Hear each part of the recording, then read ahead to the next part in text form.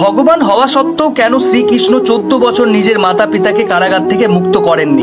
মামা কংসের বধ করার পর ভগবান শ্রীকৃষ্ণ কারাগারে পৌঁছে মাতা দেবকী ও পিতা বাসুদেবকে মুক্ত করেন। তখন মা দেবকী শ্রীকৃষ্ণকে জিজ্ঞাসা করেন, পুত্র তুমি তো ভগবান, তাহলে 14 বছর কেন প্রতীক্ষা করলে কংসের বধ করতে? শ্রীকৃষ্ণ বলেন, ক্ষমা করবেন মাতা, কিন্তু আপনিও তো আগের জন্মে আমাকে 14 বছরের জন্য বনবাসে পাঠিয়েছিলেন।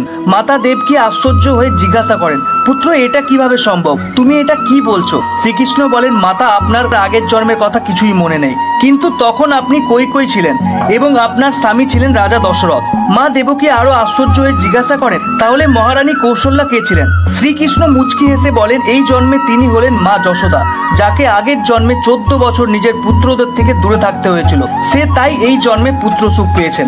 এর থেকেই বোঝা যায় প্রত্যেক মানুষকে নিজের কর্মফল পেতেই হবে। ভিডিওটা ভালো লাগলে অবশ্যই চ্যানেলটিকে সাবস্ক্রাইব করে কমেন্টে জয় শ্রীকৃষ্ণ অবশ্যই লিখবেন।